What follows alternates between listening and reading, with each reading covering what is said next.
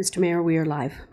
Thank you very much, Madam Clerk. I'd like to welcome everybody to the council meeting of Wednesday, May 14th, 2025. A couple of things just to state at the beginning of the meeting. Everyone, if you could shut your cell phones off or put them on silent while in the chamber. Also, whenever anyone comes up to speak during open session, open forum, and council members, make sure you're talking into the end of your microphone as this is being recorded for those watching at home. The Township of Oro-Medonte acknowledges that we are situated on the traditional land of the Anishinaabe people and ancestral territory of the Huron-Wendat. The Anishinaabe include the Odawa, the Ojibwe, and the Potawatomi nations, collectively known as the Three Fires Confederacy. It continues today as the home for diverse Indigenous peoples, including the historic Métis community in Penetangwishing. The Anishinaabe people continue to have an enduring relationship with this land, specifically the Chippewas of Rama First Nations, the Chippewa Tri-Council, and the Williams Treaties First Nations. The Huron-Wendat Nations also continues to pay respect and protect their ancestors and heritage on this land.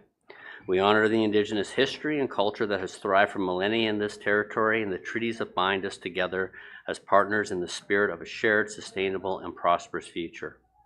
We are all treaty people. Our commitment begins with acknowledging the truth so that we can move forward together towards reconciliation. Miigwech. Madam Clerk, may we have a draft motion to adopt the agenda, please? Moved by Hutchison, seconded by Lavoie. Be it resolved that the agenda for the council meeting of Wednesday, May 14th, 2025 be received and adopted. All in favor? Any opposed? I see none. That is carried. May we have a motion to go past 4 hours, actually, if necessary. Moved by Shell, seconded by Clark. Be it resolved that Rule 14.20A, as per the procedural bylaw number 2023-043, be suspended in order to allow the meeting to proceed past the 4-hour adjournment requirement, if necessary. Thank you very much. All in favor? That is carried. And does anyone have any pecuniary interest to disclose at this time? Seeing none, I will we'll move on to closed session. May we have a motion to go into closed session, Madam Clerk? Moved by Young, seconded by Hutchison. Be it resolved that we do now go into closed session at 3:04 p.m. to discuss labor relations, employee negotiations, compensation, position plan, procedure criteria, or instruction to be applied to any negotiations related to the municipality, intermunicipal relationships, provincial facilitator.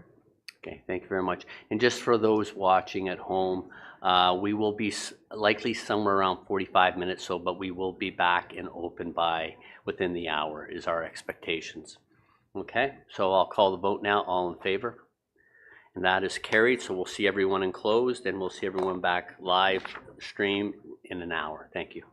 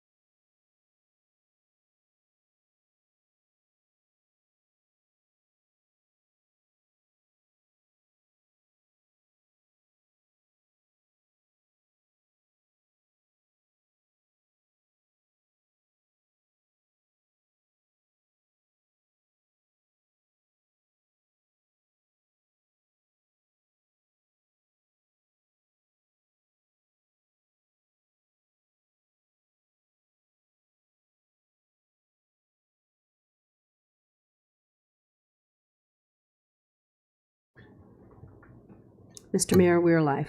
Thank you very much, Madam Clerk.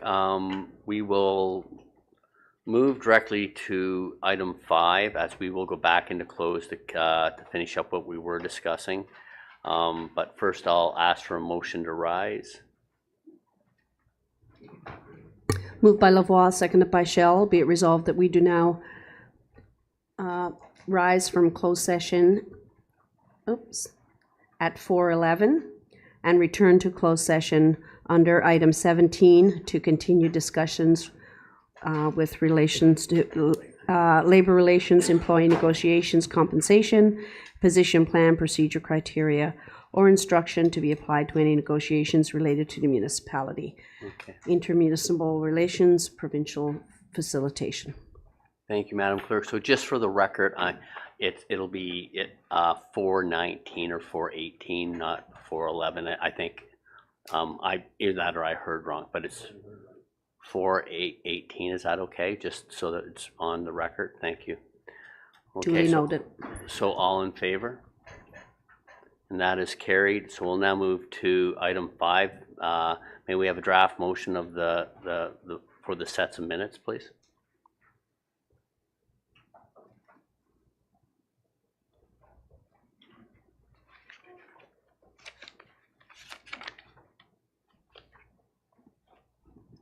Moved by Shell, seconded by Lavoie.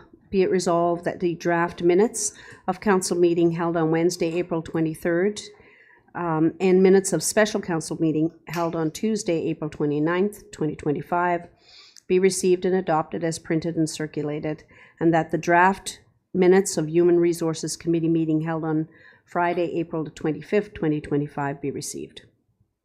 Thank you very much. All in favor? That is carried. We have no recognitions of achievements this week, no public meetings, and no deputations.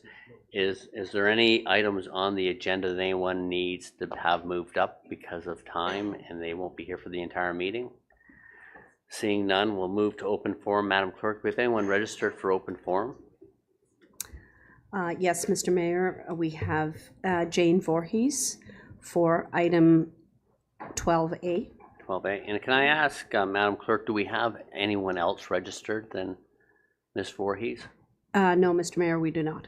Okay, so The money. As far as number 9 goes, could we have 12A moved up?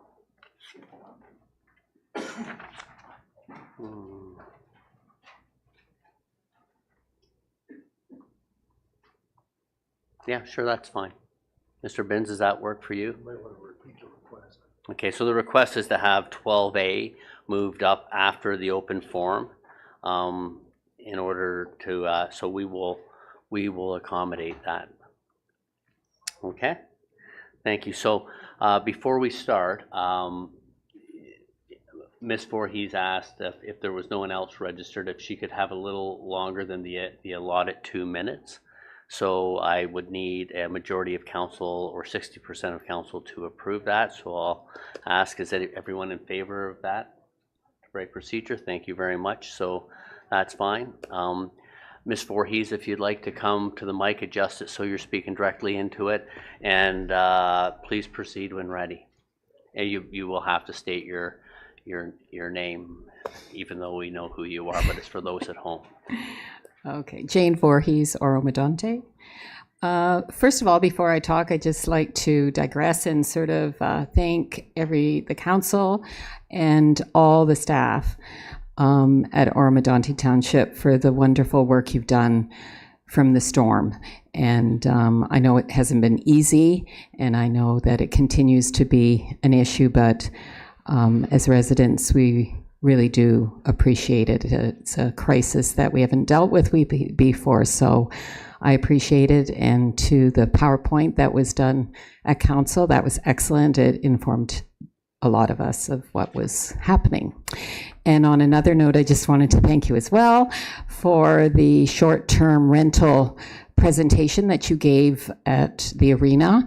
That was excellent. It was just a wonderful time to engage on that topic, and the staff did an excellent job with presenting lots of information and answering questions. So thank you for that. So I'm here today. Not sure what I'm going to talk about is relevant because I know there's lots of changing things, but I'm here to talk about 12A. A lot has happened recently regarding the proposed annexation and the Stage 3 work plan, particularly with the surprise announcement by the City of Barrie and the Township of Springwater on their potential land, water, and wastewater deal. But I want to address 12A on the agenda and discuss potential implications of the township if for some reason we do proceed to Stage 3 work plan with the Hempson lead consultants. And secondly, I want to address the recent developments in the proposed annexation of lands by the City of Barrie, which affect 12A report. Firstly, you might find it quite surprising, and I could totally be wrong here, but I find it somewhat concerning that Oro-Medonte has decided not to contribute to some portion of the costs on the Stage 3 work plan. So I'm going to explain why. I believe that when the largest municipality, the City of Barrie, assumes the full financial burden for this next stage, several challenges could arise. First, the political dynamics could shift dramatically, with Barrie potentially gaining an uneven balance over key decisions. I believe this could have consequences of skewing some important outcomes about growth allocations in the City of Barrie's favor, creating an imbalance in the decision-making process. Oro-Medonte could be sidelined or excluded, especially if the primary funder, Barrie, assumes greater control over Stage 3. While I fully acknowledge that Stage 2, the cost of that was well beyond the budget, and in my view, Barrie should have compensated us for that, given that our concerns about the suitability of our land for industrial development were proven valid. However, if Oro-Medonte decides to proceed with Stage 3, which now is most likely in question, I believe that the township might want to consider to contribute a portion of the cost. Doing so would demonstrate a commitment to shared regional growth goals and ensure that we have a voice and we are respected. With recent news that the City of Barrie and the Township of Springwater have potentially reached an agreement on land annexation and shared water and wastewater services, I believe that marks a significant turning point in our region's landscape. While this arrangement offers a path forward for managing Barrie's future growth, it should represent the conclusion of the city's expansion, not the beginning of a broader, unjustified campaign to annex additional lands from Oro-Medonte. With this potential deal in place, annexation efforts into Oro-Medonte must now end. The Hempson Land Needs Report, an evidence-based report on responsible growth, most likely would agree that the newly proposed 4,371 acre expansion of Barrie into Springwater more than satisfies Barrie's industrial, residential, and employment needs well beyond 2051. Notably, this potential agreement exceeds the city's original 4,100 annexation request back in December of 2023, which included land from both Oro-Medonte and Springwater. It's also worth noting that the newly added lands to this deal, the northwest of Ann Street, Dunlop Street, Ferndale Drive, and Sunnydale Road, were not part of the Hempson initial Stage 2 analysis, further underscoring more land for Barrie to develop to satisfy its future needs. If the Barrie-Springwater deal proceeds, any further attempt to annex lands from Oro-Medonte, I see as unnecessary, unjustified, and contrary to principles of sound planning. So where do we potentially go from here? As a township, I believe we have two options if this Barrie Springwater deal proceeds. One, end annexation talks and call on the province to confirm Barrie's new current boundaries, recognizing the sufficiency of land provided in this new deal. Or two, refocus stage 3 of the Hempson process, seeing Barrie to shift towards strategic land use and infrastructure planning, including transportation, servicing, housing, and sustainability within its newly expanded land base. Meanwhile, Oro can continue to pursue its own growth by developing housing within its existing settlement areas to meet provincial targets on our own terms. Oro-Medonte's position has been consistent and clear all along. Our community does not support annexation. But beyond planning, a deeper issue has presented itself, that of process and trust. All 4 municipalities, Barrie, Oro-Medonte, Springwater, County of Simcoe, were participating in coordinated process through the provincial land and development facilitator. Barrie and Springwater's decision to pursue a separate deal outside of this shared framework raises serious concerns about transparency and good faith. Yet, the facilitation process has been disrupted. And yes, we may feel blindsided, but this moment presents a significant opportunity for Oro-Medonte, a chance for Oro-Medonte to speak with clarity and confidence and to help shape a future that reflects our values, our priorities, and our voice. With Barrie now turning its focus to the north and northwest, Oro-Medonte can and should act. We can advocate for a formal end to annexation talks, request the province to confirm and uphold our existing boundaries, and push for a firm urban containment boundary along our western edge. In this uncertain economic times, and at the same time, let's continue to invest in what makes Oro-Medonte strong: our rural and our agricultural heritage, our environmental and recreational assets, and our ability to meet housing goals without compromising our identity. This isn't just about drawing borders. It's about respecting process, protecting local democracy, and defining our future on Oro-Medonte's terms. Let this be the line we draw, not just on a map, but in our policy, our leadership, and our vision. Thank you, and I look forward to 12A's conversation. Thank you very much, Ms. Voorhees. There's no questions at this point for Ms. Voorhees for clarity, so we will move on. Thank you very much.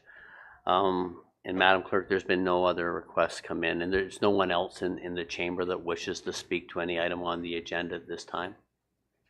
Seeing none. So shall we move on to 12A at this point? Is that okay, Mr. Benz? Okay, so now I know Mr. Van Voncourt is away. Is he joining us live, or were you going to present on his behalf? I'll maybe start, Your Worship, and yeah, Mr. Vadaboncourt has found a way to join online here, so I think if he's able to join, he may. Well, there he is, yes. Welcome, Mr. Van Voncourt, from wherever you are in the world. So Thank you, Worship. So do you want to start, Sean, and then Mr. Van Voncourt can join in? Sure, yeah. Thank you, Worship, through you to council and to the public. I think the first thing I'll start with is that this report was penned at the beginning of May, and as was alluded to, there's been some significant evolutions I think that it raised a number of questions that we don't have answers to at this point. The intent of this report was really to provide council and the community with an update on the Stage 3 HEMSIN and the land development facilitation process and where we are and how that process is moving forward. As outlined in the staff report, the last update that was provided to council was in January, so a number of months ago, and at that point in time, we highlighted our interpretation of the stage 1 and 2, some concerns, some things that we had identified to be scoped and reviewed in further detail in stage 3, and provided that feedback through to HEMSIN and the land development facilitator for consideration in a stage 3. At the meeting of February 26th, the council also passed a motion expressing concerns with the process and providing suggestions on how we may move forward. That was forwarded to a number of parties, including the land development facilitator. So those things were into the hopper and formed the recommended process for the land development facilitator to look at a stage 3 process. The scope of work for the revised stage 3 is really a parsed down version of what was originally proposed, largely configured around looking at the suitability of different land and configurations, looking at different growth scenarios, delineation of developable land versus undevelopable land. As I mentioned, the engineering review of functional servicing assessment, water, wastewater, transportation, electricity, and natural gas, as well as some of the considerations associated with the Lake Simcoe Protection Act and phosphorus loading, which is obviously a limitation of development. And then looking at some of the market and population projections. That formed the basis of stage 3 for HEMSIN. HEMSIN did engage a sub-consultant, RB Anderson, who's an engineering consultant that would do that, north-south environmental to look at both the servicing and natural heritage components. As was alluded to previously, the City of Barrie has agreed to be the contracting party and pay the full cost, which was estimated at about $200,000. And I appreciate some of the concern that may come from that in terms of some of the perceptions around bias. As we've outlined in the report, the consultant team will continue to report and receive direction from the provincial land development facilitator. So that process is still being steered through the office of the land development facilitator, and isn't dissimilar to how a full planning process would go through. And I think council's familiar with the process, the MCR process that the City of Orillia went through. They bear the costs of that planning analysis. So I think it aligns with that, and the neutrality of the provincial land development facilitator is still charged with all of those the objectives that are teased out in the terms of reference, and seeking to find a mutually beneficial solution for all of the parties. So there is a process that has been laid out in terms of meetings with the parties, both individually and as a group, to go through the components of the process that will generate another report, as we saw in stage 3. The time estimate is about 6 months to complete that process. We have had one initial kickoff meeting with the development facilitator. We have a meeting scheduled for the beginning of June. And as I said at the onset, there's a number of questions just in terms of the scoping of stage 3 now with some of the advancements, what shape and form that may take. But I think the other point I would add, and the intent is not to get into the release from Barrie and Springwater, is that the release really talks about shared principles. It isn't, a concrete agreement that it everything is in fact. So I think that just needs to be kind of taken into consideration, that there's certainly more details that we would need to better understand, to understand the regional impact, the impact on the municipality, and then the key considerations for the stage 3 in the planning assessment. Your worship, members of council, the last point I would like to make, the team for Oro-Medonte, as you're aware, the mayor, the deputy, Mr. Vadaboncoeur, myself, and Mr. Spagnol continue to meet on a regular basis to talk about this, to inform the feedback that we're providing into the provincial land development facilitator, as well as our municipal partners at the City of Barrie, the Township of Springwater, and the County of Simcoe. We'll continue that. We certainly have a number of questions that we're pursuing as we prepare for our first meeting at the beginning of June. But this report before you is really just to provide an update on the process, where we sit as of the 5th of May, certainly some evolution over the past number of weeks, and likely more to come in short order, and we'll continue to keep council and the community abreast. Your worship, if I may, I know George is on, and if there's anything else that Mr. Vadaboncoeur would like to add. Thank you very much, Mr. Binns. Mr. Vadaboncoeur, would you care to comment further on what Mr. Binns has been speaking to? Thank you, worship, members of council. No, I think Mr. Binns covered it well. The only point I would add is that with the recent announcements coming from the City of Barrie and the Township of Springwater, that certainly adds additional flavor to the discussions. You'll note in the report that phase 1 of this stage is to establish up to 3 growth scenarios based on population projections, et cetera. So it'll be interesting to see how this announcement fits in with that intended scope of phase 1. There's certainly discussions to be held in the future with the facilitator to see how they will be responding to this announcement as well. Thank you, Your Worship. Thank you very much, Mr. Vadaboncoeur, and taking time from your holidays to rejoin us. We appreciate your presence. Does any members of council have anything they would like to add at this time? Deputy Mayor Lavoie? Yes, thank you very much. I mean, this is definitely a moving landscape by any definition.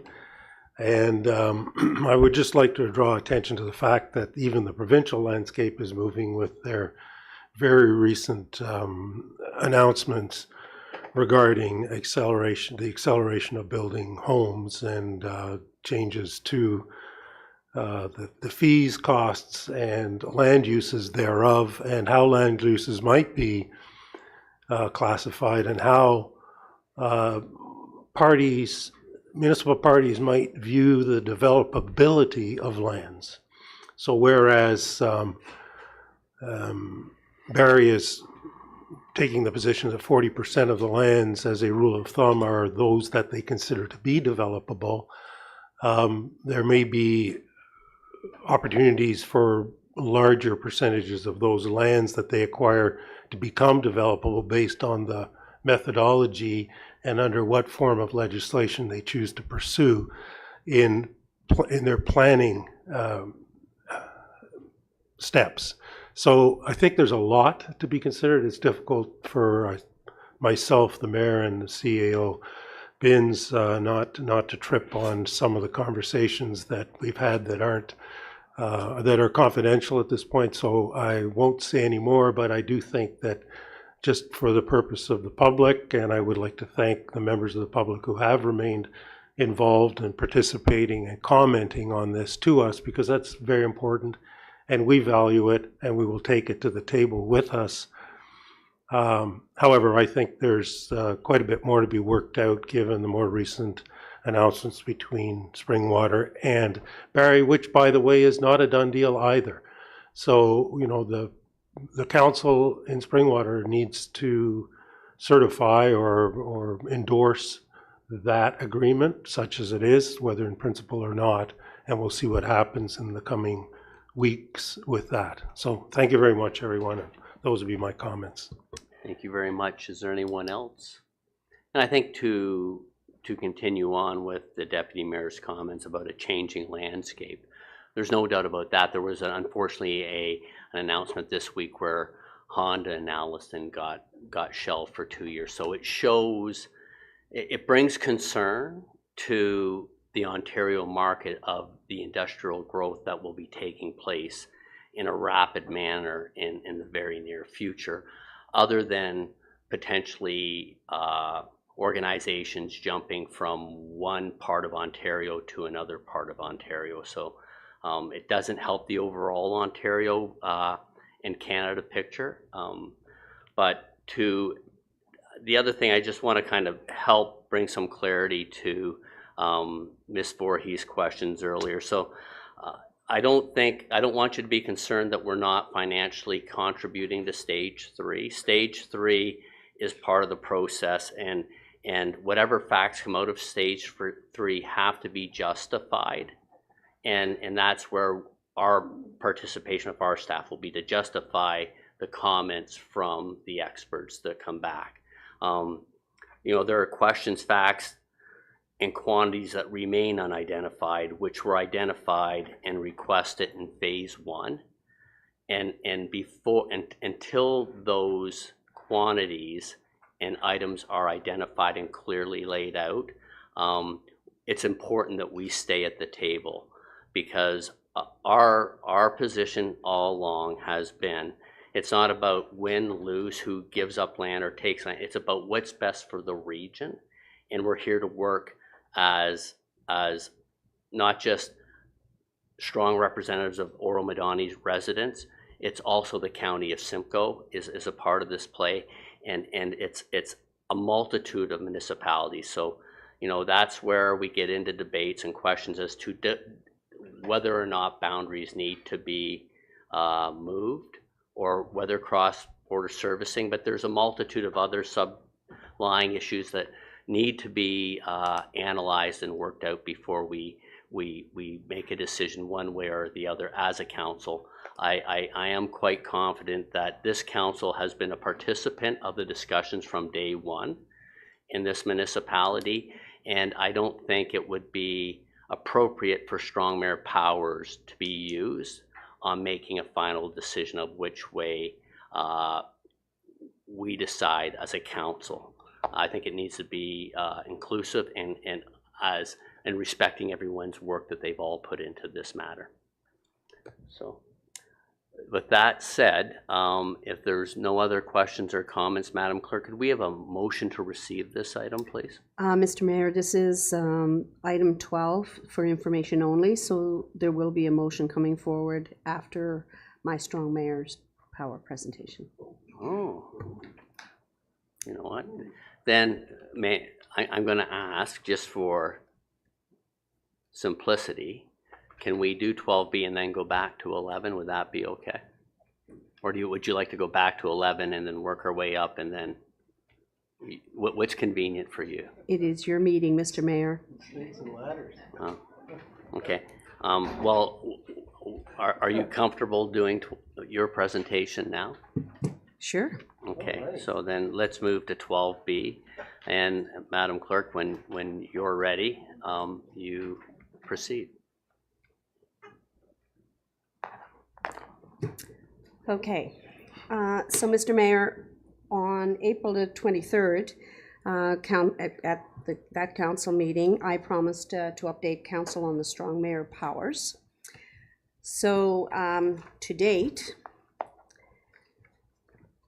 what we have learned. The strong mayor's powers cannot be declined. The mayor can decide not to use the powers, but this also requires action. The mayor can delegate administrative powers and provide staff directives on other powers. However, none of the decisions or the directives are binding, as the strong mayor's powers cannot be fettered. So, To ensure consistent delineation between governance and township operations, Mayor Greenlaw has issued a mayoral decision to delegate the following administrative powers. The power to appoint the CAO was delegated to council. The power to appoint heads of organizational units was delegated to the CAO. The power to determine the organizational structure was delegated to the CAO. The power to establish, determine functions, and appoint chairs and vice chairs of committees was delegated to council. And in accordance with the SMP, these mayoral decisions to delegate were provided to the clerk and the CAO, circulated to council, and posted to the township's mayor's decisions and directions website on May the 1st. So there are mayoral decisions and directives, as we've talked about. The decisions referred to in our world as MDEs are records of decisions made by the mayor regarding governance and policy, and they are required to be made public. Directives, DMI, are records of directions by the mayor and given to staff to do research and preparation on an item under Section 284.3 of the Municipal Act. In certain circumstances, this may also include directions to carry out duties to implement those decisions. This power cannot be delegated. As per best practices, will be made public for transparency purposes, unless municipal freedom of information and protection of privacy applies. Both directions and directives can be revoked and replaced because, as we learned earlier, the SMPs cannot be fettered. And the mayor is required to exercise the power duty in writing to the clerk and subsequently members of council. So next are the veto powers. So veto powers cannot be delegated. The mayor has the power to require council to consider a matter at a meeting if the mayor is of the opinion that the matter advances prescribed provincial priorities. Despite any procedural bylaw by the municipality, this rule is in place. So power to consider is not a power to vote, as there is within a bylaw, and it requires a majority vote. So I would think this would not be unlike our power to reconsider. Before we reconsidered an item, and by we I mean respectfully the council, before you reconsidered an item, you would vote to approve to reconsider. So the mayor also has the power to require council to consider and vote on a bylaw. This applies to the Municipal Act, the Planning Act, their regulations, and prescribed acts.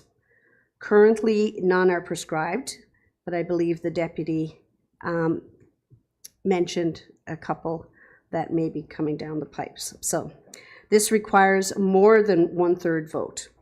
It does not apply to bylaws delegated from council to others or budget bylaws.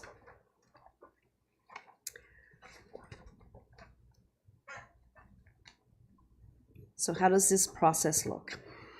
Council may override mayor's veto of a bylaw by a 2/3 vote within 21 days of receipt of notice from the clerk. A 2/3 vote is calculated by the province as all members of the municipality, regardless of their presence at the council meeting, or if they are on leave. Vacancy is still not confirmed, and so we are awaiting that response. And the mayor can vote as part of this 2/3. Well, the mayor can vote. If override is successful, bylaw is deemed passed on the override date. Bylaws where the strong mayor power veto is not challenged are deemed passed on the next day after the process is exhausted. So there's 14 days lapse time. On the 15th day, if not challenged, it would be considered passed. Mayor's approval is deemed on the same day. And a veto powers flow chart can be found on the township's website, and it will explain this process much clearer than this PowerPoint is able to do. So strong mayor powers are primarily associated with provincial priorities pertaining to addressing the housing shortage. However, it is only for the mayor to decide what municipal priorities pertain to provincial priorities. So we are not the governing power on that, and there is not an oversight at this time. Enactment date of certain bylaws are subject to change under the SMP. However, a practice of routine early approval by the mayor can avoid these delayed enactment dates. And so now you will see that all bylaws have been reworded to assist in eliminating this potential delay, if there is no intention on the mayor's part to veto the bylaw.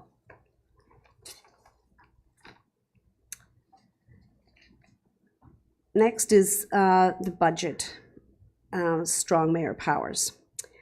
These cannot be delegated. Council's duty to prepare and adopt the budget in Part 7 of the Municipal Act is now superseded by the mayor's duty to prepare and adopt the budget. The mayor cannot delegate budget powers. However, with respect to the budget process, the mayor could opt to forfeit SMP by not presenting a budget by February 1st. Or, if desired, the mayor could issue a directive to have staff prepare the budget, as this can be done prior to February 1st and accommodate an earlier budget process. Other considerations: multi-year and early capital projects, user fees. So multi-year and earlier budget approvals in 2026 and beyond that cannot wait until after February 1st date should include confirmation that the mayor's powers are not fettered, by including a statement as follows: the mayor proposes and adopts the budget. Council is still required under Part 8 of the Municipal Act to pass the tax ratio, the budget policy, fees, and levy bylaws.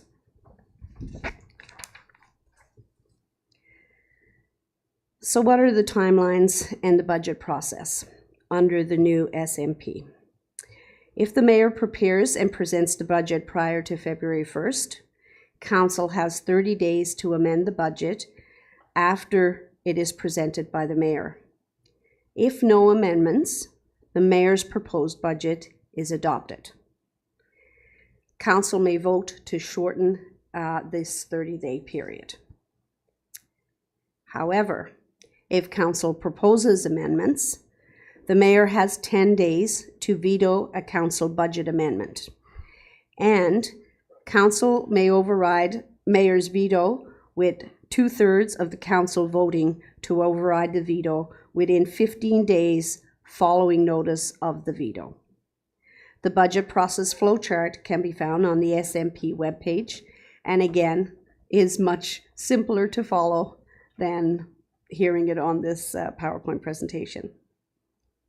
And also, under SMP, the budget gets adopted, not approved, as it is a proposed budget by the mayor. So going forward in 2026, it will always be a proposed budget by the mayor, regardless of the outcome. So on April the 23rd, at the council meeting, there were some questions posed, and we have some answers to those questions now. How does this affect planning process at the county level? So the answer is SMPs only apply to the mayor of the municipality and do not transfer to the mayor's role at the county. County planning processes currently remain status quo, and there is no strong mayor powers afforded or granted to the county warden at this point in time. How does the 1/3 plus 1 majority now affect quorum? Is there a possibility that if 3 members of council are now at an event together, there could be allegations of an illegal meeting, i.e. advancing the business of the township? No. The answer is no. The 1/3 plus 1 majority vote is applicable only under the SMP, as it only applies to a bylaw proposed by the mayor at the council table, and does not affect the meaning of the meeting, or the meaning of quorum under section 237 and 238 of the Municipal Act 2001. So that's what we know to date. Thank you for your time. It concludes my presentation, and we'll continue to communicate with council and provide updates as this legislation evolves. Thank you very much, Madam Clerk. That was, I know it's a lot of back and forth, and it's there is some incremental administration that needs to be taken care of as this rolls out and is implemented. Is there any questions from members of council for the clerk in regard to the presentation? You know, I think the positive thing that you know, I as Councillor Clark pointed out at the last meeting, there are some advantages that will likely evolve out, that we'll see that we can maybe use the strong mayor powers for the benefit of all of Oro-Medonte. At this time, we have a very respectful and productive council, and you know, initially we don't see those advantages because we respect one another's opinion. We have great open discussion throughout every item that comes forward, and but I guess it's a tool in the toolbox that may not get used often, but it's nice to know that, I guess, that it's there. So I think that's the positive we need to take out of this and move forward. Madam Clerk, can we have a motion to receive the two items, please?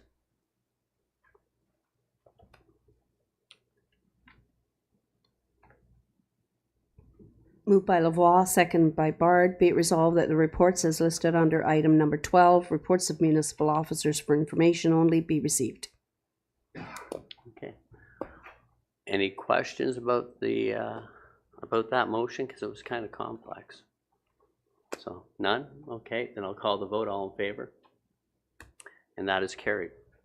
Okay, so now we'll go back to item 11A, reports of municipal officers. May we have the draft motion for 11A, Madam Clerk?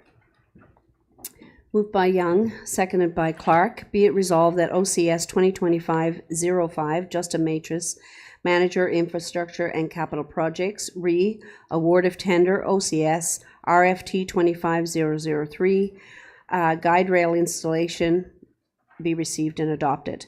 That tender OCS RFT 25003, guardrail installation, various locations, Part B, be awarded to Boral Fencing and Guardrail Contractors Limited in the amount of $207,410.70 plus HST.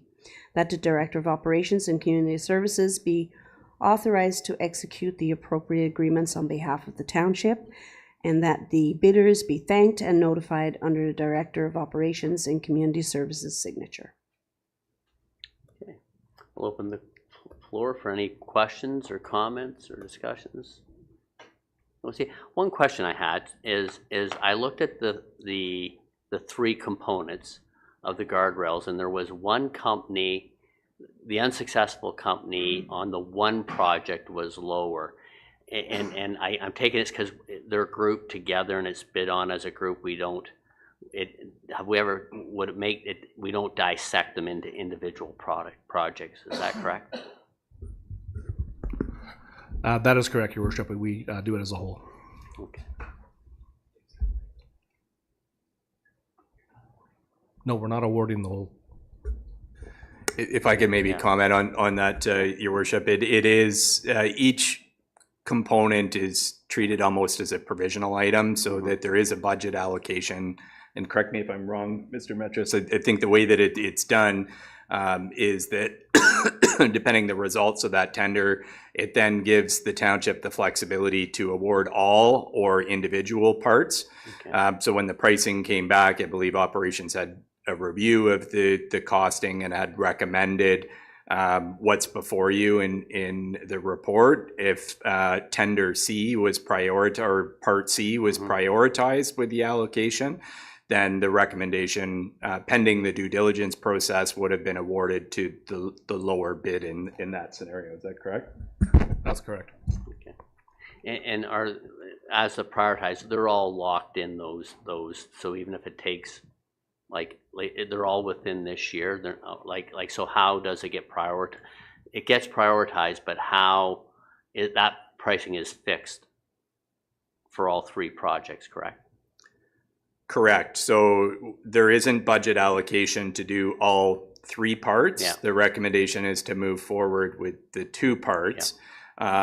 What's historically been done is through the analysis of where we sit with budget. As other tenders go out, there may be provisional work that we can circle back on should there be funds there to do that.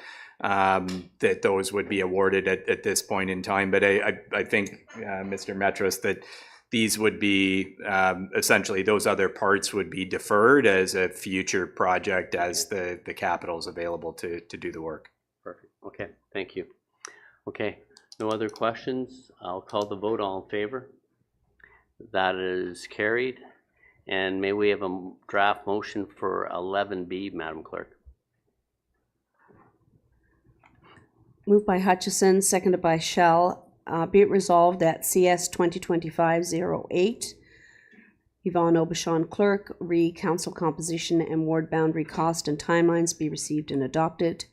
That staff be directed to proceed with phases blank. That the budget overrun upset limit of $22,000 necessary to complete the phases be approved and funded from the budget contingency reserve, and that the Director of Corporate Services be authorized to execute a contract as outlined with Watson and Associates Economists Limited. Thank you very much, Madam Clerk. I'll open the floor for discussion on this item.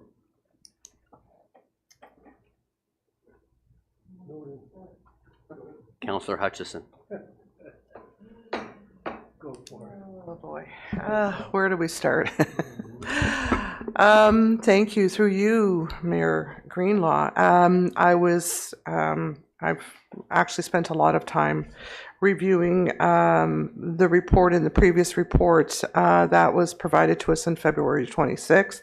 The cost within the report, thank you, Clerk Aubuchon, for this, was uncomfortable for me. I would say $26,000 to do the complete report, and we don't have this money budgeted. We have around, I believe, $7,000 in the budget.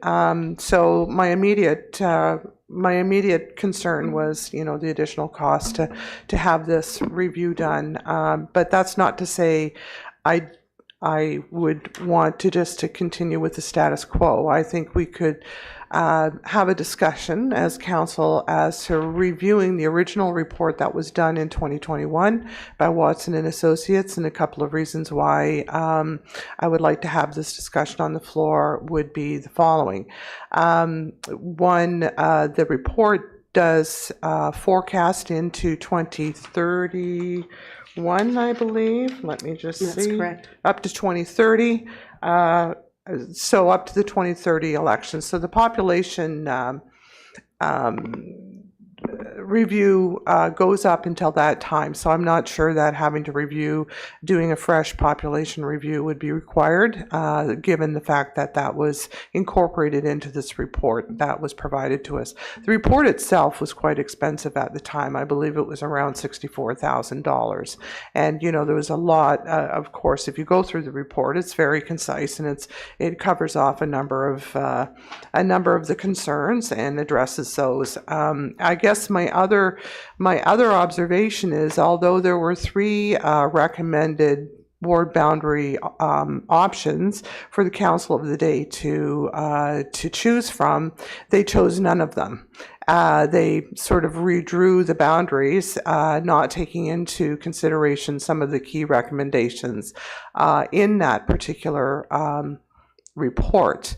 So I think that merits some review as to how we've came to this thought of relooking at this. Number one being the fact that we've got a deputy mayor doing double duty, and sort of the pros and cons of that. The cons seem to be outweighing the pros at this point, and my speaking point on that is the fact that the public did not get the opportunity to vote for that position. It was an appointed position here within these members of council, and I don't feel that that is a due democratic process. That's my particular personal opinion.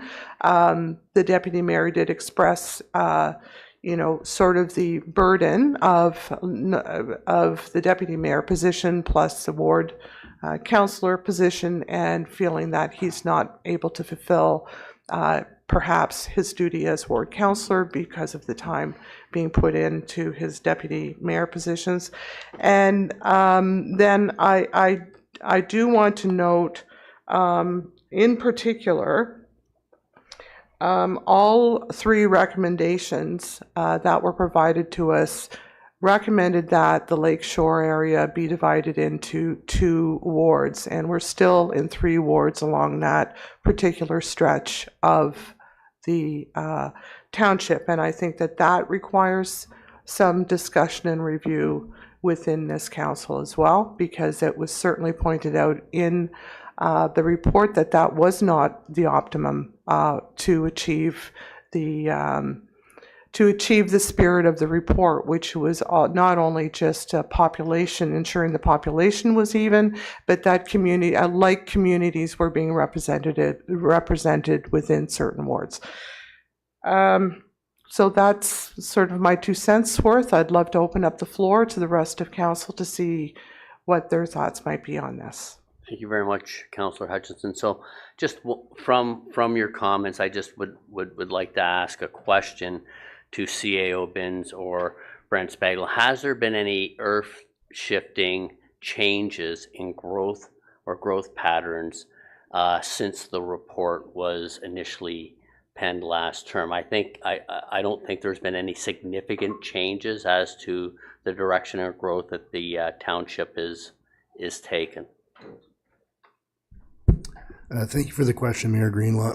To my knowledge, a lot of the significant subdivision developments that had been in the books and had been ongoing have actually come to materialize in the last year or so. So I wouldn't expect there to be a significant shift in the population growth within the township. Okay, no, perfect. Thank you then. Okay, and any further comments or questions? Deputy Mayor Lavoie. Yes, thank you very much. I don't know if are we at the point of making a recommendation on which of the former, in terms of the original Watson report of 2021, and there's only one 5-ward option, which would be the very first final option 1 as presented. And given the necessity, if we are to have a distinct deputy mayor position, which I've gone on record as saying as I believe is necessary for a number of reasons, that option 1 seems to present an appropriate correction to the optimal target range for population within the township wards. So that's, in my view, the option that I could see us moving towards were we to make this change. And given the fact that there hasn't been any substantive changes to the projected growth of the township, I agree with Councillor Hutchison that we probably don't need to validate that we are heading the way that the way that the report first predicted we would, as it seems we already are. So I'll pass the microphone back over to any other councillor who wishes to address the matter. Okay, Councillor Hutchison. Thank you, Mayor Greenlaw. Through you, a question and then perhaps a discussion point. Clerk Aubuchon, my question to you is on the recommendation. It says that staff be directed to proceed with phases. So does that enable us to choose 1, 2, or 3 of the recommended phases? Okay. So Yes, it does. okay. So if we were to use Watson on this particular project, I may like to suggest that perhaps we do consider phase 2, the community engagement piece, which would come in at a cost of around $8,900, so still a little bit over the budgeted amount, but I'm just wondering if council feels that having some community input into the potential for doing this would be of value. I don't know how long that process would take, and if that's a hindrance to making the decision, but I did want to put that out on the floor.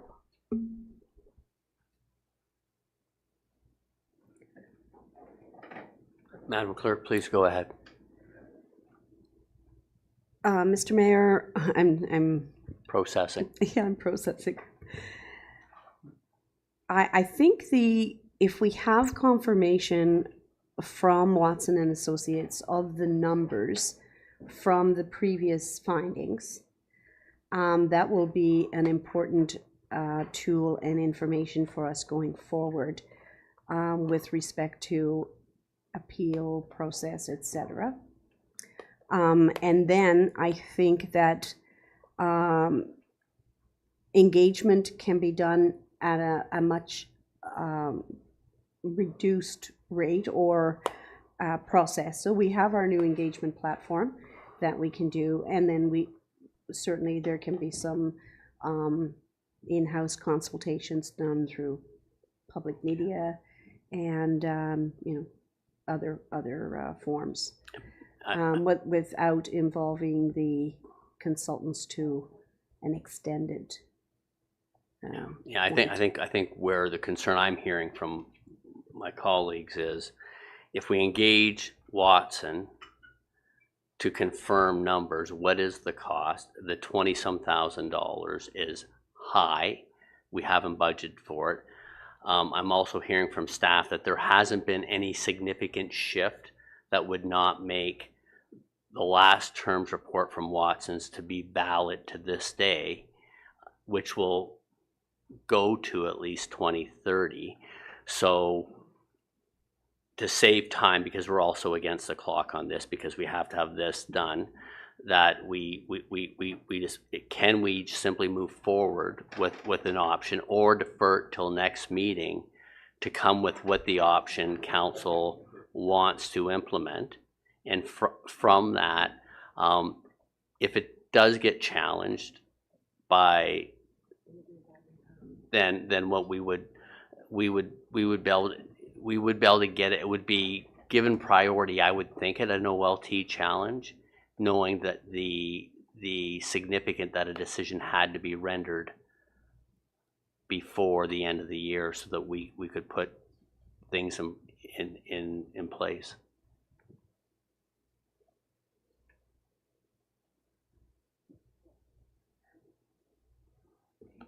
Yeah. Your Worship, maybe if I can weigh in here, and maybe a suggested approach is the scope of the review from the external consultants here looks at all of the options. And I think perhaps the way to rescope this would be, and I think Ms. Aubuchon highlighted this in a previous report, is if there was an option that was outlined that council was supportive of in the 2021 report, then we could work with Watson to then refine what the scope is. And I think for due diligence, it would be important just to, on that scoped item, to have a review to invalidate that there hasn't been any shifts. And as Mr. Spagnol alluded to, There's a number of circumstances, assumptions that were built into it. I don't think there would be much deviation from that, but I think it would be prudent just to validate that. That would be a much reduced scope. And then we could outline what an engagement program would look like. But we would need direction from council on what that option would look like. So, Your Worship, I offer that as a suggestion. If council is prepared to do that today, that would be helpful for us to come back with a revised scope. Alternatively, if you want us to bring it back, again, the clock's kind of ticking on this one as well. So, Thank you very much, CO Benz. So, Councillor Hutchison, and then. I'm doing all the talking today. Thank you, Mayor Greenlaw, through you. So thank you, CAO Benz. I do like your suggestion. If we could keep the scope down in price to around what they've got on what is listed here on the clerk's memo, which is it's under $10,000. So we're getting much more into line with budget. I agree with you. I think having that additional comfort knowing that we're validating those numbers, and if challenged, it would be an even stronger case for us to move forward. And so my recommendation after reviewing this, as I had said extensively, would be to recommend that we look at the final option number 1 from the 2021 Watson's report. Councillor, if I can have clarification from the July 20th, 2021 report.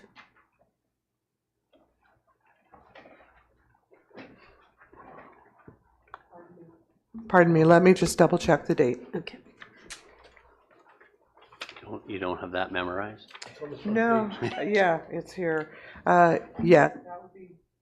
Sorry, July 2021, final report, Option 1. option 1. Thank you. Thank you. Thank you, Councillor. I'm going to go to Councillor Shell and then Councillor Young. Councillor Shell. Thank you, Mayor Greenlaw. Through you to Councillor Hutchinson, I think you're talking right.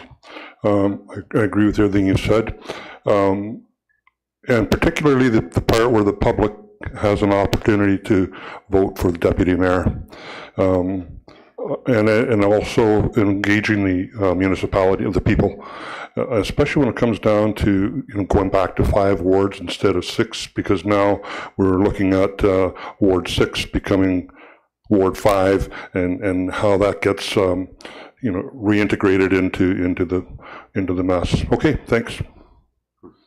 Thank you, Councillor Young. Yeah, thank you, Mayor. I'm just having difficulty with the necessity to council interviews. I mean, if we express during council here how we feel about it and vote on it, either in favor of the 5 wards and a deputy mayor, wherein lies the need to interview each of us? How is that going to contribute, to the final outcome? Convince me.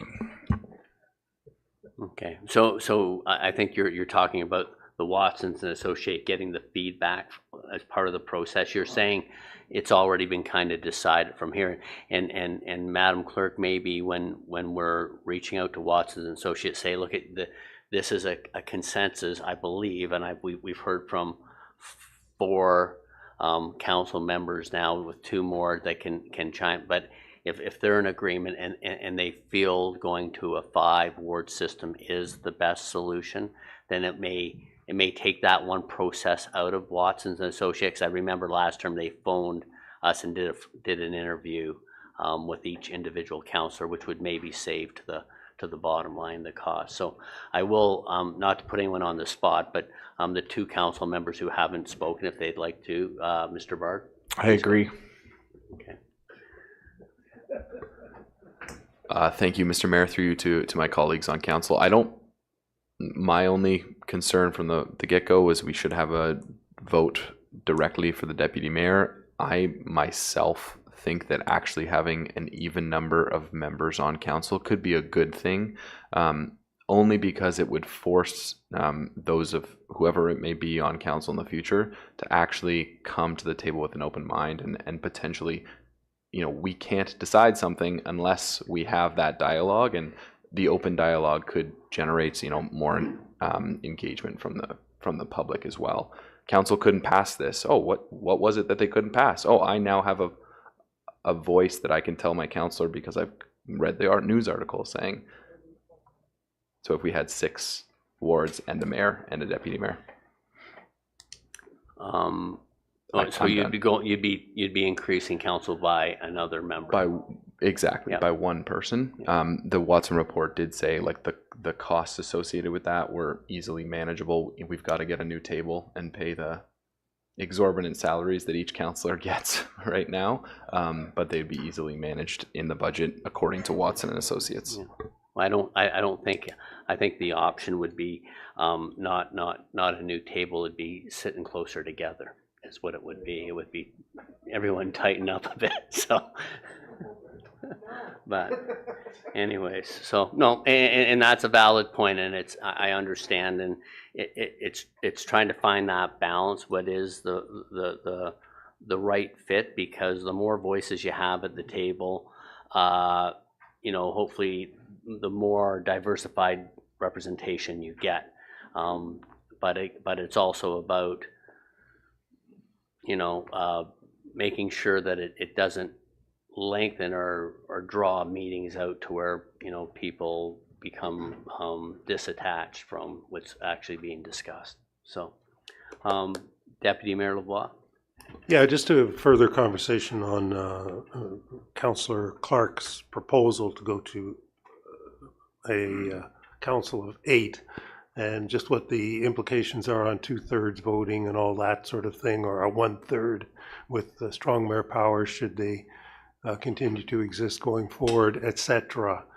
And I suppose to the clerk, the question to the question as to whether or not it's actually an easier process to add a councillor than it is to restructure the ward boundaries. Because I think, you know, at the end of the day, if we keep the ward boundaries the same and we just add a person, maybe that's an easier thing to do. I don't know.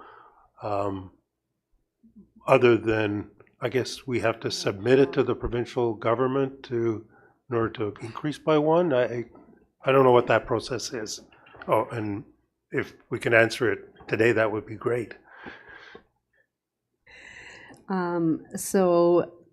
Thank you through you, Deputy, through the mayor. I haven't gone through that process before to increase the council, nor to have an even number council. So in my career, I have not had an even number council, and there are only a select few in Ontario. You would be looking at, and that's the reason why I asked for these phases from Watson and Associates, so that, you know, if we are just looking at option 1 and confirming the numbers from last time, we won't need presentation of findings. We won't need, unless of course there was an appeal. So we won't need some of those components of this. The interviews with council wouldn't be necessary. Public engagement would be still necessary, always necessary, but maybe through a different process than having the consultants. There would be costs involved on both sides. So of course we're looking at our dais, and that would have to be increased. So we're already in a pretty compromised position-wise for council sitting around the horseshoe. So that would have to be looked at. And then that pushes staff back, that sort of thing. So definitely an option, but would have to be looked at. The increase in the extra council salary, et cetera, et cetera. And I don't know off the top of my head what that process looks like in terms of legalities and that sort of thing. So. Okay. So thank you, Madam Clerk. So at this point, I'm going to kind of sum what I've heard is is we're looking for a motion potentially to pass that we look at a 5-ward council and what the cost would be if we're not going to do the individual council interview from Watson's and Watson's, but we do have a public meeting, so there is public engagement. That's where we're at, and I do appreciate, and this is a great thing about this council, you know, Councillor Clark brings forward a totally different perspective, which we all look at and say, hey, you know, that's not necessarily another avenue we could look at, but I think at this point right now we want to look at under that option what the costs are going to be, so that if the majority are fine with that, then that may be the way we go. So, but I love it how you challenge us at times, Councillor, but that's part of the process, right? So. If I may, Mr. Mayor, Please. I'm only suggesting a new table because I'm not sure if our current arrangement meets accessibility requirements. So, as there's a step up. Yes. So. You're in the renovation business, are you not? That's a conflict, but sorry. That's not true. Okay, so CAO bins, and then I think we should come forward with what the motion is that's going to be put on the table. So. Yeah. Thank you, Mayor Greenlaw. I just wanted to try and clarify, because I think there's multiple things that are being discussed in terms of the scope that's before you and what's outlined. There are various components of the scope of engagement with the external consultants. They've looked at this in terms of updating the options that were there based on current population projections. We had also discussed the potential of a preferred option that would change the scope of engagement. So I think what staff are looking for is clarity around what it is that you're asking us to do, and we can take that back and look at what we can do internally versus externally within the parameters of the approved budget, or potentially over that. Yeah. Perfect. Councillor Hutchinson. Thank you, Mayor Greenlaw. So if I may, I would like to suggest that we look at final option 1. So we've got that narrowed down for Watson and Associates, that they would look at the population piece, and that we would be doing more of an organic community engagement piece in-house. That would be what my recommendation of the motion would be. Okay. And I'm happy to make that motion. Yeah. And I think the components that we're going to be clear about is there is public engagement on this. That needs to be a part of it. And we feel, because of the consensus at the table that we've heard tonight, there would be no need for the individual council interviews by Watson and Watson. So if that's where we can find the cost savings that may get us to within budget, that's fantastic. Councillor Barr, then Councillor Young. Sorry, through you, Mr. Mayor. Yes, I'm interested in, or like, I recognize that public engagement is important, but we're presenting one option, or is the option to leave things as they are? So what are we engaging the public with if they only have one choice, I guess? My apologies. Could you repeat that question? I think you, sorry, through Mr. Mayor, possibly to Councillor Hutchison, we're proposing one option, and we're saying we want public engagement, but there's only one option. So, yeah, thank you, please. Please go ahead. Thank you, Councillor. Through you, Mayor Greenlaw, to Councillor Bard. Great question. I think it's, do we remain, the option would be, do we stay as we are? Or do we go to the 5 wards and an electric, and then I can't talk just like you. What is it in the air today? Elected deputy, mayor. Yeah, that's what I see the options being. Okay. Does that suffice? Perfect. Any other questions or comments at this time? Councillor Young. Yeah, I'll be brief. I don't disagree with Councillor Hutchison there, but as was mentioned by Mr. Yvonne there, that the presentation of findings, again, I challenge that only because we all can read and the final report and recommendations, and if at some point we're not clear about something, then perhaps a presentation. I think it's backwards. Yeah, that would be an option that would yeah, okay. No. Okay, so now that we've stirred things up, has it become any clearer to staff on where we're looking to go, CEO Benz? So I think Councillor Hutchison has made a suggestion on the option 1, and if I could ask maybe Ms. Hewitt to share the screen with what that would look like from the July 2021 final report. So, Your Worship, I guess there was a motion that was tabled on procedurally to reintroduce another motion. I think there could be consideration on the option that was put forward from Councillor Hutchison if it was Council's desire to do so. Yes, I say the majority would agree. Maybe if we can have a moment to draft something, Your Worship. Yes, please.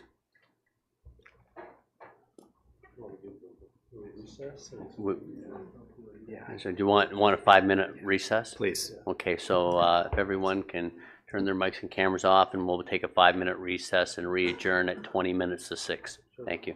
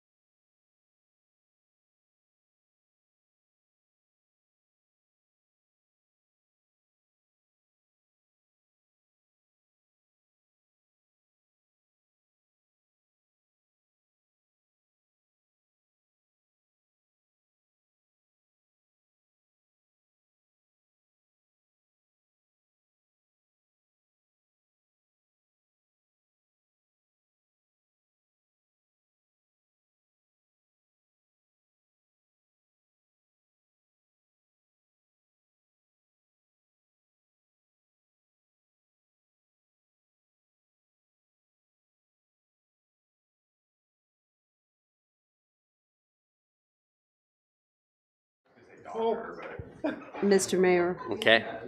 We almost ready, guys? can I have council stand? Mr. Mayor, we're alive. Okay, thank you very much, Madam Clerk. Could we have the motion for 11B, please?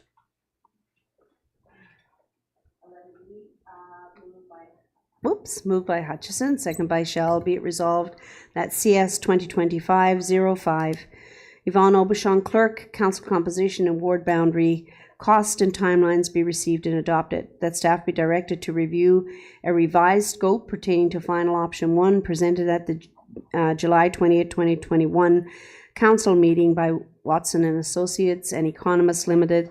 That staff report back on the associated cost and timelines to complete this process.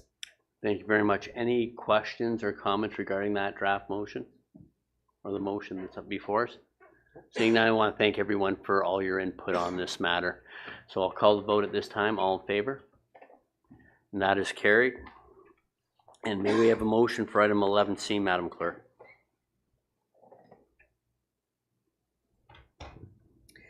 Moved by Clark, seconded by Lavoie. Be it resolved that the correspondence presented by Brent Spragnell, Director of Development Services, Shannon Johnson, Director of Finance, Chief Financial Officer, Oro Group Limited, request for development charges deferral of payment for Small Crescent be received, that the township development charge of $17,942.92 be required as payment 1 year from the execution of the agreement, that interest is to be paid at 1% above prime as per the Development Charges Act, and that at any unpaid township development charges within set timeframes be added to the property tax, that the applicable draft bylaw be brought forward for council's consideration, and that the applicant be advised of council's decision under the Director of Development Services, Director of Finance, Chief Financial Officer's signature. Okay, thank you very much, Madam Clerk. This is the item that came out of last week's Development Service meeting. I'm sure everybody remembers as when you reviewed the material. So if there's no other comments or questions, I'll call the vote. All in favor? And that is carried, Madam Clerk. So now we'll move on to reports and announcements of members of council. Item 13A. County of Simcoe Township Partners and Agencies. Is there any updates at this time that you wish to provide? Councillor Hutchison. Thank you, Mayor Greenlaw, through you. Yes, I have a few things here actually. SSCA held its Q1 meeting in April, and so some of the highlights are currently the SSCA is working on an online application which you can download onto your telephone, which will help you advise of water quality conditions in an area that you may be wanting to recreate in. So, for example, Bass Lake, you can just go to the website and click in your location, and it will give you a readout on if there's blue-green algae in the area or just the general health of the water. So that's a pretty cool app that they're working on, and it should be ready shortly. They're looking at putting up signages at local inland lakes that would have a QR code that you could just click in and take you right to the application. So I thought that would be of interest. SSCA has completed its 2024 to 2029 strategic plan. It is available on the website. They're moving away from a printed format, which I really like because it's just less paper waste and it's a cost savings to the SSCA as well, so it can be accessed on their website. And excuse me, they're continuing with their tree planting, and I will be participating in Vasey this Friday in a tree planting day with the SSCA. And then Heritage Committee, we met this Monday, right, Councillor Shell? Yeah. So just some of the highlights from the Heritage Committee meeting.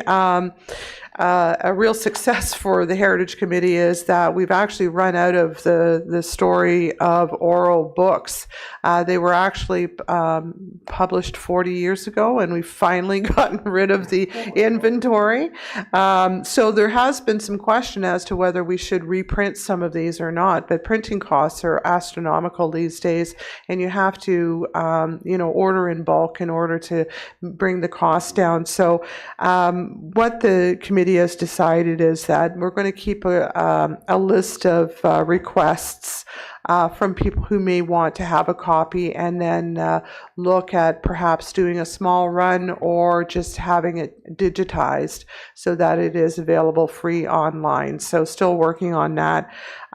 We've received a request for a designation, a heritage designation of the Colson Church. So that's the church that is on Horseshoe Valley Road, that is near Colson, and it is a lovely building, so it'll be interesting to see if we can go through that process and get that designation done. And another efficiency matter is that we've been able to organize all our ongoing projects into a plan review sheet so that we've got an eye on all of the different moving parts of the Heritage Committee, and all the committee members are updated on a regular basis as to what is happening with regard to different committee initiatives. So am I okay to do announcements at this point too? Sure, Okay, sorry, I don't want to keep taking up all this time, but this Saturday, Sugar Bush is having its annual yard sale. I did get a note from a member of the Hawkstone Women's Institute. Oro-Medonte over the years has had a number of very active women's institutes, but they seem to be sort of petering out as the female population ages, the ladies that like to be involved in this. But they celebrated their 75th anniversary at the Rugby Hall this last Saturday, May the 10th, and they wanted us to mention that. So that's quite a milestone for the Hawkstone Women's Institute. And lastly, you will be done with me because there is a fundraiser at Edie Hall this Saturday. It's Celebrate National World and National Fiddle Day between 1 and 5 p.m. Resident Ralph Price and his wife Sandy are hosting this fundraiser, and the fundraiser helps to raise money for the Cope Dog program, and they will welcome anybody to come and join in the festivities and square dancing at Edie Hall on this Saturday between 1 and 5. Thank you. Thank you very much, Councillor Hutchinson. Anyone else have anything to announce at this time? Seeing none. Okay, we'll move on to the consent agenda. Does anyone wish to have any of these items polled for discussion or a different recommendation? Everyone's fine with that? Okay. May I have the motion to receive the consent agenda, Madam Clerk? Moved by Shell, seconded by Young. Be it resolved that the staff recommendations with respect to the items listed under consent agenda correspondence be adopted as printed. All in favor? Any opposed? I see none. That is carried. Now we're on to item 15, communication petitions.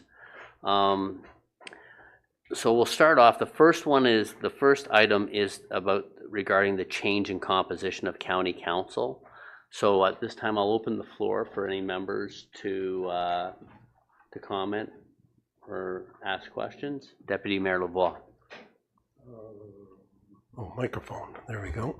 Yes, thank you very much. There was a significant amount of the debate at County Council itself revolved around the use of the weighted vote in the county for matters that may involve circumstances where there's not a general agreement or a majority of members can't agree. So in a circumstance where there are 32 members, obviously it would take 17 members to pass a motion, and under circumstances using a weighted vote, that could be as low as 8 or 9. So there is concern amongst a number of the councillors, particularly those who come from rural and smaller municipalities who have less weighted vote, that under a 17-member council, with a council who has a warden picked by the councillors, but not from amongst them, who also has a vote, that as few as 6 members of council could control an $800 million budget.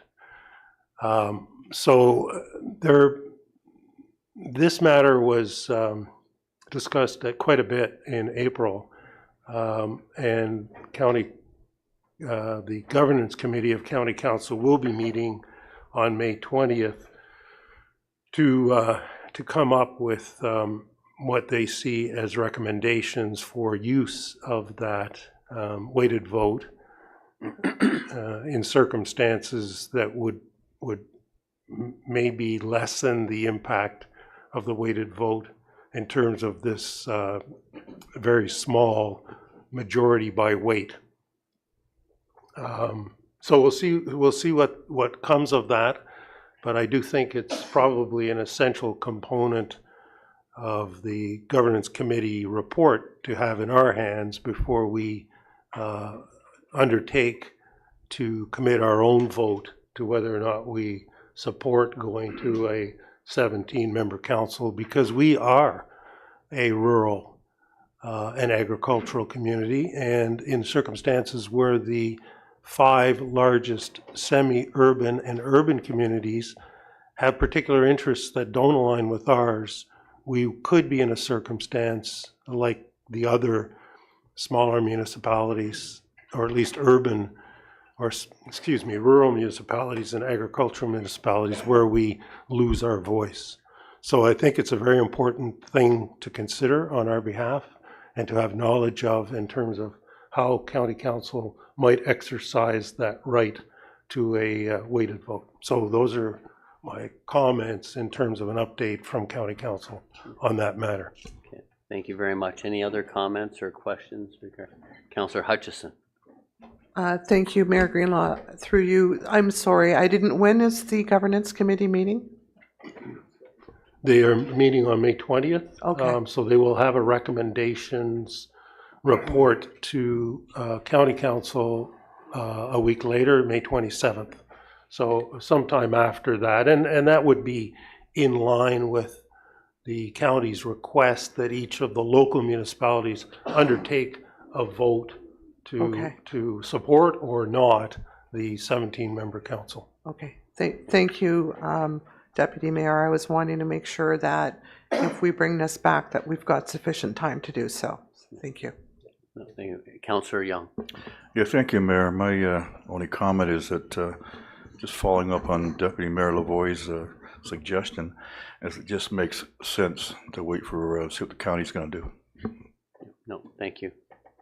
No, and I'll add one final comment, and you're right. I think what it is whether they change how the weighting's done or whether they limit what weight of votes can be used on, because unfortunately right now, or what seems to, it's not unfortunately, the situation now is all you have to do is call for a recorded vote and it automatically becomes a weighted vote. So it's trying to navigate around that to be fairest to all the municipal partners at the table. Deputy Mayor Lavoie. Yeah, and just to add to that, I mean, the County Council got to the position where it was a 17-member council by the exclusive use of the weighted vote. So what I think we need to bear in mind is that had it not been for a weighted vote, we wouldn't be considering a 17-member council, because the original motion that was passed was for a 33-member council, and then it was overturned on reconsideration by a weighted vote. So the weighted vote for the parties, and you can look at the voting record of the parties, and there is an interesting pattern, which I won't draw attention to here, but for those who are interested, they can go back and observe the pattern themselves. No, thank you for those comments. So If there's no other questions, I guess, Madam Clerk, the motion, I take it, is that we defer this item until the report comes back from county on the way to vote. So if we could have a motion that reflects that, that would be much appreciated. Mr. Mayor, our council meeting is on May 28th. Is that sufficient, or should we move it to the next meeting? I would move it to the next meeting. I don't think, I haven't seen where they've said they need us to have the vote at they haven't given us a timeline on that specifically at this time. So I would say it would give us, rather than making a decision the very next day, it gives us a 2 weeks to our next meeting. Deputy Mayor LeBlanc.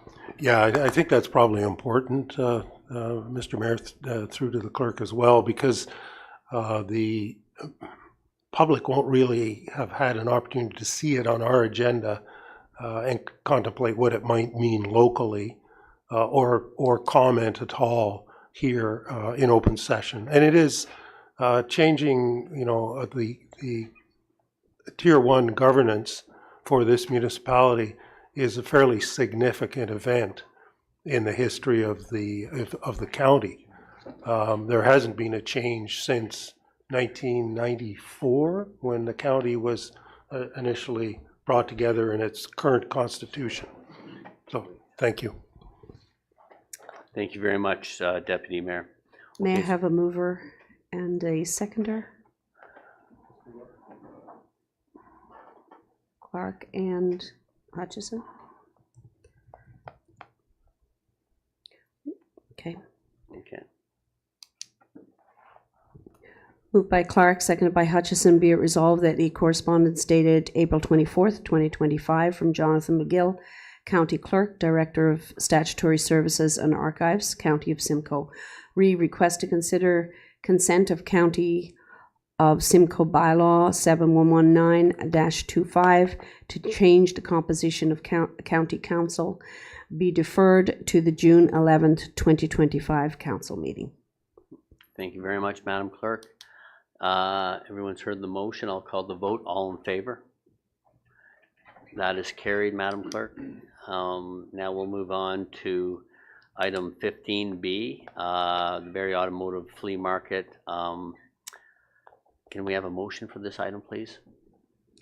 Moved by Bard, seconded by Young, be it resolved that correspondence dated April 25th, 2025 from Lisa Groves, Barrie Automotive Flea Market, request to designate events as significant, municipally significant, June 5th, 2025, 41st Annual Spring BAFM, and September 4th to 7th, 2025, 54th Annual Fall BAFM be received. That council designate the following events to be municipally significant: June 5th, 2025, September 4th, 2025, for both those events, and that the applicant be advised of council's decision under the Director of Operations and Community Services signature to assist in their application to the Alcohol Gaming Commission of Ontario, AGCO. Thank you very much, Madam Clerk. The floor for questions or comments, and Councillor Young, and then Councillor LeBlanc, or Deputy Mayor LeBlanc. Well, the old guy can go first if you want to. Okay. Why, thank you. Age before beauty. I think just a comment on the letter that was received by Dylan Flannery on behalf of this application, that the OPP contacts at the bottom may or may not be appropriate or the correct. That's all. Just so it's not held up because it ends up in the wrong email box. Thank you very much. And that's noted, Madam Clerk. Thank you. And Councillor Young. Yeah, I think I know what you're talking about. Are you referring to the current commander of, yeah, it's Jeff Dixon. I picked up on that as well. My question is, you may have answered it with the alcohol comment there at the bottom there. So how do they benefit, or do they, by this council declaring it municipality significant? What's the to be gained by them requesting that we do that? Through you, your worship, to Councillor Young, it's just a condition of the license requirement. So to get the SOP, that it has to be, given the scale, it has to be designated as a municipally significant event. Otherwise, they have to have a caterer's endorsement and a formal license.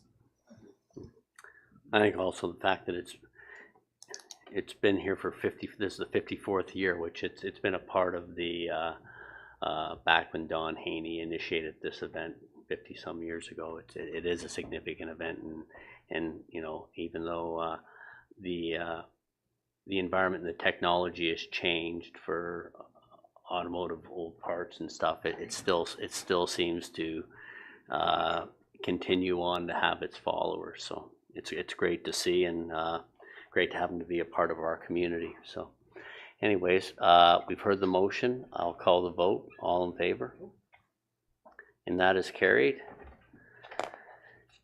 We have no notice of motions, although we do have to go back into close to finish up some unfinished business at this time. So I'm going to ask for a motion to go back into close, Madam Clerk. Mr. Mayor, Or we do have bylaws. Would you like to finish them now before we come back out? Sure. Okay. Then can we have the motions to approve the bylaws? Moved by Lavoie, seconded by Clark. Be it resolved that bylaws number 2025-042, 045, and 046 be passed in open council on the 14th day of May 2025. That's your new wording with respect to the Strong Mayors Act. We don't get paid by the letter, do we? Well, it's just a question. So, anyways, you've heard the motion. I'll call the vote. All in favor? And that is carried. And we'll leave the confirmation bylaws till we come back out. Okay, so we will go now. Can we have a motion to go back and close? Yes, if I can just have a moment, Oh, Mr. Mayor. Oh, they're all passed at once. Right.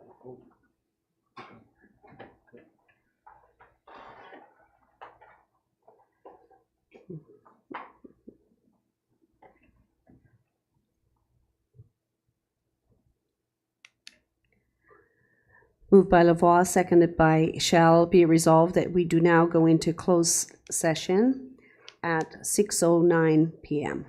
Okay. And discuss labor relations, employee negotiations, compensation, position plan, procedure, criteria, or instruction to be applied to any negotiations related to the municipality, intermunicipal relations, provincial facilitator. Okay. All in favor? That is carried. We'll see everyone in close. Thank you.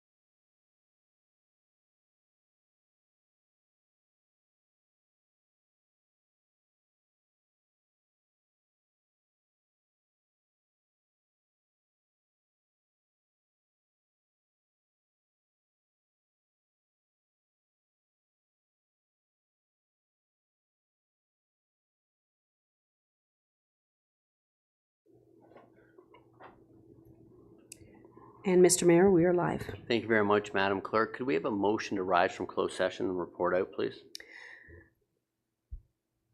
May I have a mover and a seconder, please? Councillor Young and Councillor Shell.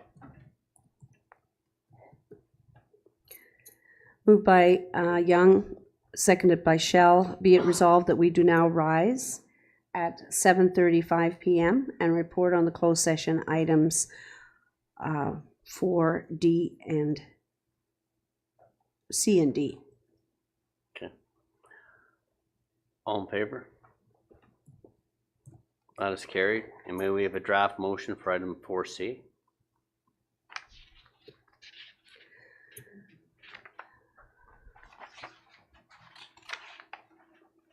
Moved by Clark, seconded by Shell. Be it resolved that the confidential verbal information presented by Sean Binns, CAO, George Vadaboncourt, Manager, Planner, Special Projects, a position plan, procedure, criteria, or instruction to be applied to any negotiations carried on or on behalf of or by or on behalf of the municipality to local boards, intermunicipal relationships, provincial facilitator be received, and that staff proceed as directed by council. Thank you very much, Madam Clerk. I'll call the vote. All in favor? Any opposed? Seeing none, that is carried. And can we have the confirmation bylaw, please?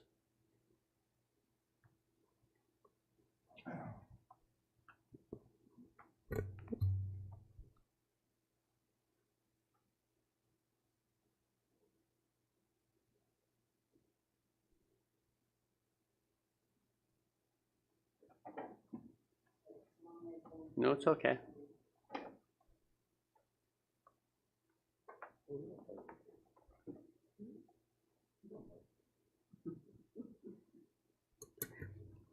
Moved by Young, seconded by Shell. Be it resolved that bylaw number 2025-047, being a bylaw to confirm the proceedings of the council meeting held on Wednesday, May 14th, 2025, be passed in open council on the 14th day of May 2025. Thank you very much. I'll call the vote. All in favor? Any opposed? Seeing none, that is carried. And may we have a motion to adjourn, please, Madam Clerk?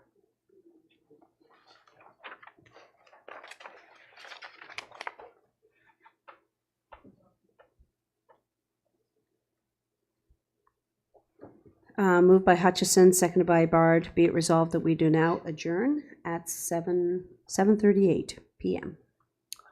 I'll call the vote. All in favor?